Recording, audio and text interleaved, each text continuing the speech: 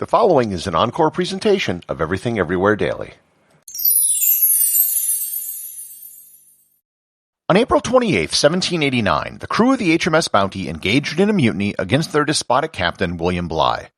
After sending the captain out on a rowboat, the rest of the crew sailed to an uninhabited island, sank the ship, and set up home. The descendants of those mutineers are still living on that island today. Their home has become one of the most unique and remote communities on Earth.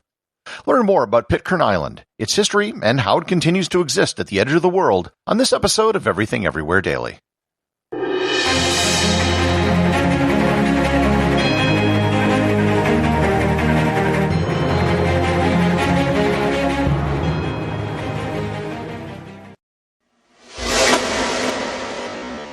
Of all the places in the world, Pitcairn Island might have the oddest history. As I mentioned in the introduction, it all started with a mutiny. The HMS Bounty was a ship of the Royal Navy. It had 14 guns and was classified as a cutter, which was the smallest category of warship in the Royal Navy's fleet. The Bounty's mission was pretty peaceful and a simple one. They were to collect breadfruit trees in Tahiti and bring them to their colonies in the Caribbean. Breadfruit is very similar to jackfruit. It grows well in the tropics, and it can be a staple food for the people who grow it. The captain of the ship was William Bligh. He was a seasoned seafarer who had sailed with Captain Cook on his third voyage as his navigator. On October 15, 1787, the Bounty set sail from England with 17 officers and civilians and 29 crew members. They sailed around Cape Horn at the southern tip of South America and arrived in Tahiti on October 26, 1788. The ship stayed there for 5 months, and for the most part, the crew of the ship didn't have much to do while they were collecting breadfruit trees. After a year on the Bounty, the men enjoyed the company of many women on Tahiti and really enjoyed themselves on this tropical island. They collected 1,000 breadfruit trees and filled up the main cargo hold of the ship. Captain Bligh was anxious to get going, and needless to say, the crew wasn't. On April 5, 1789, they set sail from Tahiti for the Caribbean. By all accounts, the crew wasn't ready to mutiny at this point, although they were sad to leave. Bligh was very tough on his crew. He accused one of his officers, Fletcher Christian, of stealing and punished the entire ship. Christian considered escaping on a raft, but other crew members convinced him to stay. The crew was so upset that they told Christian that if he made a move to take control of the ship, they would support him. On April 28th, he made his move and took over the ship with the support of some of the crew. He sent off Bligh and about 20 crew members in a smaller ship who then set out for a nearby island. The remaining sailors set off for Tahiti. 16 of the crew voted to stay in Tahiti. A group of Tahitians came on board the ship, and they left in the night while they were still on board. The total number of people who were on the ship at this point were 9 mutineers and 18 Tahitians, 6 men, 11 women, and a baby girl. They knew that once the word of the mutiny got out, they would be hunted down by the British Navy. So they set out for an island called Pitcairn Island, which had been sighted back in 1767. They searched for it for months before eventually finding it on January 15, 1790. It wasn't where it was located on the charts, which was one of the reasons they selected it as a place to stop. It would be hard for anyone to find. They came ashore, stripped what they could from the ship, and then set it on fire 8 days later. It's unknown if it was burned to prevent detection or if it was a rogue operation done by one of the mutineers. The wreck of the ship can still be seen beneath the water today. Either way, they were now stuck on an island that no one else in the world knew the location of. For the first few years, it wasn't great for the islanders. Several of the men died from disease or murder. They lived by fishing and farming. It was 5 years before they even saw another ship, and that one didn't stop. In 1801, a second and third ship appeared, but again, neither of them stopped. It wasn't until 1808, 18 years after they arrived, that another ship stopped on the island. An American sealing ship called the Topaz stopped and stayed on the island for 10 hours. The Topaz reported finding the island with the mutineers and provided better coordinates to the British Admiralty. Without knowledge of the Topaz report, 2 British Navy ships, the HMS Britain and the HMS Tagus, arrived in 1814. They came ashore and documented life on the island. By that time, only one of the mutineers was still alive, a man by the name of John Adams, who was pardoned for his role in the mutiny. Now that they were known to the rest of the world, more ships started to visit, although not a lot, as it was still one of the most remote settlements in the world. The island of English-speaking people of British/Tahitian descent became a formal part of the British Empire in 1838. They were also one of the very first territories in the world which gave women the right to vote. The next big chapter in the history of the island occurred in 1856. All 193 people who lived on the island left.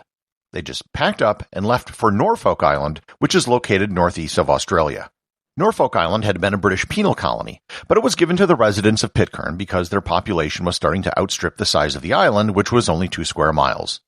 Norfolk was bigger and much easier to supply. However, just a year and a half later, 18 of the islanders returned to Pitcairn, and 5 years later, another 27 returned. That means there are not one, but 2 places on Earth where the population has descendants from the mutineers of the HMS Bounty. With people returning to Pitcairn, the population on the island soon began to rise again.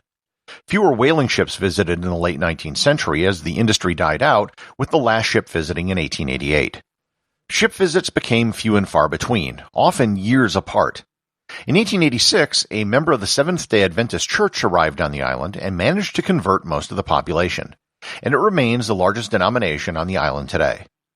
In 1937, the island reached a peak population of 233 people. Since then, the population has been steadily declining. Island life was unappealing for many people, and they left to live in New Zealand or Australia. Today, there are only 47 people who live on Pitcairn Island, and many of those are not actually on the island at any given time. There are only a total of 746 people of Pitcairn ancestry spread between Pitcairn, Norfolk, Australia, and New Zealand. Along with several nearby uninhabited islands, it forms the British Overseas Territory of Pitcairn, Henderson, Darcy, and Onio Islands. The island has the smallest population of any territory on Earth. Pitcairn is visited by a single supply ship, the MV Silver Supporter.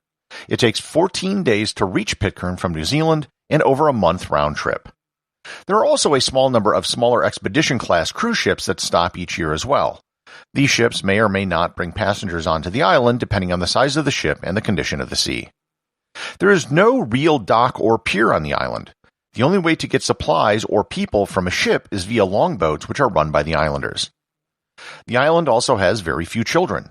Only 2 children were born on the island in the last quarter century. There is a primary school, but older kids are sent to New Zealand for their education. The economy on the island isn't very developed. Outside of a bit of tourism, most people are engaged in subsistence agriculture. Honey is one of the few items which is exported from the island, and it is supposedly of high quality and is the favorite of the Queen. There is no hospital on the island. In the event of a medical emergency, it would require a 335-mile or 540-kilometer trip in an open boat to the island of Mangariva in French Polynesia. From there, you would then have to take a 975-mile or 1,500-kilometer flight to Tahiti. Believe it or not, despite being near the Tropic of Capricorn, most of the island is run on diesel generators and not solar or wind power. One of the big concerns is that the population of the island might disappear. The average age is getting older, and it's estimated there will only be 3 people of working age on the island by the year 2045. They're trying to get people to migrate to the island, but so far, 0 people have done it. The requirements they make you jump through to migrate seem pretty high for an island in the middle of nowhere that's facing extinction. The island has its own top-level domain of .pn. There's a cafe and bar on the island in addition to a general store, and there's a newspaper that's published monthly online. Internet is available, but by all accounts, it is incredibly slow and expensive. I have to end this episode on a rather depressing note, but I can't really ignore it because it's the largest single news story to come off the island in the last century. Beginning in 1999, there was a massive sexual abuse scandal that rocked the island. Police uncovered repeated abuse of girls under the age of 14 for several years. The abuse was found to be incredibly widespread. In 2004, 6 men on the island and another 6 men currently living in New Zealand were convicted on multiple accounts of rape, sexual assault, and indecency. It was almost a third of the male population on the island. The island was so remote and the community so close-knit that the behavior was accepted or ignored on the island for decades. The case caused a huge problem for the island because the 6 men actually comprised a large percentage of the workforce, and most of the men who handled the longboats that transferred cargo and passengers to ships. People were concerned that the entire island might actually come to an end. A special prison was built on the island for the men who were found guilty. They would reside there, but then be released when they needed to move cargo or passengers when a boat arrived. This was done so the whole community wasn't punished by the imprisonment of the men. As for the future of Pitcairn, no one really knows. It's a very difficult place to live, in a place that's very difficult to reach. Most people who were born there have left, and the remaining population is aging quickly. Unless they can bring in a fresh population, and you really don't need that many, Pitcairn as a viable community might not be long for this world. The associate producers of Everything Everywhere Daily are Peter Bennett and Thor Thomsen. If you'd like to support the show, please join the list of patrons over at patreon.com. And also remember, if you leave a review or send me a question, you too can have it read on the show.